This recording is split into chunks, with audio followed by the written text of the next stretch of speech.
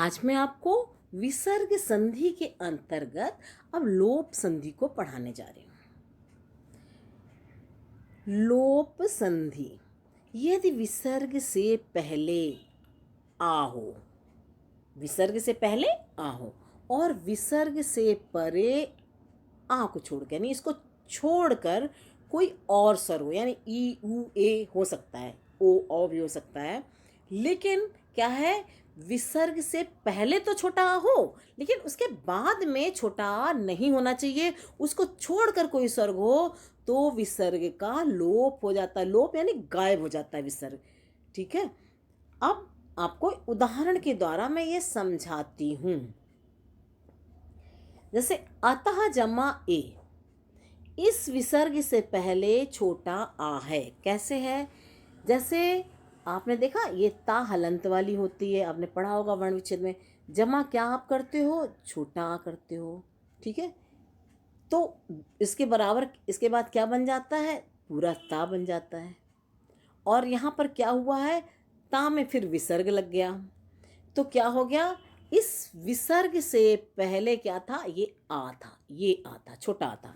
इसलिए विसर्ग से पहले छोटा और उसके बाद में क्या है, उसमें बताया गया आ नहीं होना चाहिए बल्कि उसके अतिरिक्त कोई स्वर हो। तो यहाँ पर कौन सा स्वर है? ए। तो क्या होगा? अतयो। देखा, विसर्ग का लोप हो गया, गायब हो गया विसर्ग। ऐसे कहा जमा वाच, यहाँ कहा में भी का में छोटा आ है, ये वाला क हलंत वाला जमा छोटा, उसके आगे क्या है? ऊ स्वर है। तो क्या हो गया? इस विसर्ग का लोप हो गया। कवाच राम इच्छति, यहाँ माँ में छोटा आ है। ठीक है, और जैसे ये वाला बताया, अब ता जमा छोटा बताया था ना, ता ये हलंत वाली ता थी, तो उसमें इस आ विसर्ग के पहले क्या है? यहाँ छोटा आ है और उसके आगे क्या है? स्वर है, ई स्वर है। राम इच्छति, देखा विसर्ग का लोप हो गया। मोहना जमा आगच्छत, यहाँ विसर्ग से पहले छोटा आ है और यहाँ बड़ा है। बड़ा बड़ा हो सकता है, छोटा नहीं होना चाहिए। ठीक है ना, तो क्या हो गया? मोहन आगच्छति। आपने यहाँ पर देखा क्या लिखा था? यदि विसर्ग से पहले छोटा हो और विसर्ग से परे आ को छोड़कर कोई स्वर है, यानी बड़ा भी हो सकता है, तो विसर्ग का क्या हो जाएगा? लोप हो जाएगा। अब मैं इसको समझाती हूँ। विसर्ग से पहले बड़ा आ हो, विसर्ग से पहले अभी छोटा आ वाला बताया था, अब विसर्ग से पहले बड़ा हो और बाद में यदि वर्ग का तीसरा, चौथा, पांचवा वर्ण या र ल व हा अथवा कोई स्वर हो तो विसर्ग का लोप हो जाता है। एक बार और समझा देती हूँ। विसर्ग से पहले बड़ा आ हो, जैसे अभी तक छोटा बता रही थी, ऊपर वाले उसमें समझाए थे मैंने, बड़ा हो और बाद में क्या हो? वर्ग का तीसरा, यानी का खा गा, चा छा जा। ठीक है, जा। और चौथा वर्ण क्या होगा? चा छा जा झा। और पांचवा वर्ण क्या होगा? इया। हो गया ना, यानी किसी वर्ग का, कवर्ग पवर्ग टवर्ग किसी का भी तीसरा, चौथा, पांचवा वर्ण हो या यारा लावा हा अथवा कोई स्वर। क्योंकि तुम्हें मैं ये बार बार इसलिए समझाती हूँ कि यही चीज़ तो दिमाग में बैठानी है। ये समझ में आ गई, फिर क्या है? फिर तो आपको संधि आ ही गई, लोप संधि, कोई भी संधि सारी संधियाँ आ जाएंगी। इसलिए मैं अच्छे से समझाती हूँ सारी संधियों में हर चीज़ ही। अथवा कोई स्वर हो, कोई भी स्वर हो तो विसर्ग का लोप हो जाता है। जैसे नाराह जमा आयन आयांती, अब यह क्या हुआ? विसर्ग से पहले ये बड़ा था ना, ये दो बड़ा बताया गया है। ठीक है, नाराह, जैसे नर जमा हमने छोटा दिखाया था, जैसे ऐसे नर जमा हमने कहा था ना। अब यहाँ पर क्या होगा? जमा इस इस इसको हटा दूँ, ना हटा दूँ, र जमा आ बड़ा, ये बड़ा आ हो गया तो क्या बन गया था? ऐसे रा बन जाएगा। इसीलिए यहाँ पे बड़ा आ छुपा हुआ है। विसर्ग से पहले बड़ा आ है और उसके आगे कोई भी स्वर हो, कह रहे हैं कि अथवा कोई स्वर बड़ा आ वाला स्वर है, तो क्या होगा? नरा आयंती। अब इसके बाद देवाह गच्छन्ति, देवाह में बड़ा है, विसर्ग से पहले बड़ा है और यहाँ तीसरा अक्षर है कवर्ग का खा गा, तीसरा अक्षर है ना, तीसरा, चौथा, पांचवा कह रहे हैं। तो यहाँ पर हो गया देवा गच्छन्ति, यहाँ पर विसर्ग का लोप हो गया। ताह नमन्ति, यहाँ पर भी विसर्ग पहले बड़ा आ है और यहाँ पांचवा वर्ण है, ता था दा धा ना, पांचवा वर्ण है ना। तो क्या हो गया? बड़े आ के विसर्ग से पहले बड़ा है और इधर पांचवा वर्ण है तो क्या हो गया, विसर्ग का लोप हो गया। ता नमन्ति, छात्राः आगच्छन्ति, इधर भी विसर्ग पहले बड़ा है और यहाँ भी स्वर है तो क्या हो गया, छात्रा आगच्छन्ति। यहाँ पर मैं विसर्ग का लोप दिखा रही हूँ, ठीक है। छात्राः आगच्छन्ति, छात्रा आगच्छन्ति हो गया। नराः जमा ददति, इसमें विसर्ग पहले बड़ा है और इधर दा है, ता था दा, तीसरा तवर्ग का ये तीसरा वर्ण है तो क्या हो गया, तीसरा अक्षर आने से इस विसर्ग का लोप हो गया। नरा ददति, ताह जमाया ताह, तो यहाँ पर विसर्ग पहले बड़ा है और यहाँ या है, यार अलावा हा बताए तो या है, उसका एक वर्ण है या, तो क्या हो गया, यहाँ पर विसर्ग का लोप हो गया, ताया ताह। अब हम आपको ये वाला भी समझा देते हैं।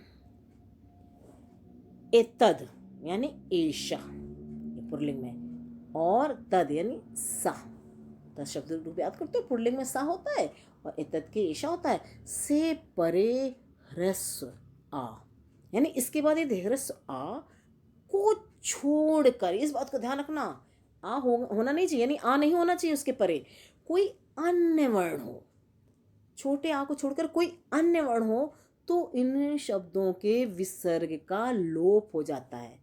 यानी साह में जो विसर्ग लगा, ऐशा में जो विसर्ग लगा, इसका लोप हो जाएगा, ठीक है। और ये इसका सूत्र है। जैसे जैसे साह वदति, ये है ना साह का, अब चूंकि यहाँ पर वाह आया है, यहाँ लिखा है कि इसमें क्या लिखा हुआ, ये लिखा है ना छोटे आ को छोड़कर, यहाँ मतलब इस तरफ वाह की जगह में ये जो बड़ा है यहाँ पर छोटा नहीं होना चाहिए, इससे परे की बात है। कोई भी वर्ण हो तो इन शब्दों के विसर्ग का लोप हो जाता है। तो यहाँ पर वाह है तो आपने देखा कि इसमें सह जमा वदति, तो इसके विसर्ग का लोप हो गया, सा वदत। ईशः जमा आगता, यहाँ पर बड़ा है ईशः, तो इसमें क्या हो गया, इस विसर्ग का लोप हो गया, यानी गायब हो गया ये विसर्ग, और एश आगता। बस मतलब है इस साइड छोटा नहीं आना चाहिए। सहा लिखति, इस विसर्ग के बाद ला है, सहा के बाद सहा और ऐशा की बात यहाँ हो रही है। सा लिखति यानी सहा और ऐशा के बाद छोटे आ को छोड़कर कोई और वर्ण होगा तो विसर्ग का लोप हो जाएगा। सह लिखति, सा लिखति, एषः जयति, एष जयति, ठीक है। अब हम आपको पढ़ा रहे हैं भो, भगो तथा अघो, इन तीन को याद कर लो। भो, भगो, अघो के विसर्ग का लोप हो जाता है यदि विसर्ग से परे कोई स्वर हो। इसके बाद वाला जो जमा करके आएगा शब्द, उसमें कोई स्वर हो अथवा वर्गों का तृतीय चतुर्थ पंचम वर्ण तथा या रा ला वा हा हो, तो क्या होगा, भो, भगो, अघो, अपूर्वस्य, यो, अशी, जैसे, ये सूत्र था इसका, तो ये हो जाता है। देखो जैसे भो जमा इंद्र, ठीक है। यदि कहा है ना यदि भो, भगो और अघो के बाद विसर्ग से परे, यानी ये बाद में इधर की तरफ कोई स्वर हो, यहाँ ई स्वर है और वर्गों का तृतीय चतुर्थ पंचम, ये तृतीय मतलब का खा गा, यानी गा तृतीय हो गया, घा चतुर्थ हो गया और अंगा पंचम वर्ण हो गया, तो क्या हो गया, भो इंद्र। यहाँ देखा विसर्ग का लोप हो गया। भो देवा, यहाँ पर क्या है, ता था दा, यहाँ तृतीय वर्ण था तो क्या हो गया, इसका इस विसर्ग का लोप हो गया। भो देवा, भगो नमस्ते, भगो नमस्ते या ना, यानी ये पांचवा वर्ण आ गया, ता था दा धा ना है ना पंचम वर्ण, तो क्या हो गया, भगो नमस्ते। अघो याहि, अघो, अघो के आगे या है तो इसलिए क्या हो गया, अघो हो, अघो या यहाँ विसर्ग गायब हो गया। इन्होंने बताया ना, देखो इसको ध्यान से देख लो, इसको याद कर लो। भो, भगो, अघो के विसर्ग का लोप कब हो जाता है, जब इसके बाद वाला जो शब्द होता है कि परे कोई स्वर हो अथवा वर्गों का तृतीय चतुर्थ पंचम वर्ण हो या रा लावा हा हो, तो विसर्ग का लोप हो जाता है। देखो अघो में क्या आगे या था ना, ला, यदि ला होगा तो भी लोप हो जाएगा, वाह होगा तो भी लोप हो जाएगा, हा होगा तो भी लोप हो जाएगा इसके आगे। और यह तृतीय चतुर्थ पंचम वर्ण होगा। ठीक है, देखो नमस्ते में पंचम वर्ण था भगो के आगे, देवा में तीसरा वर्ण था।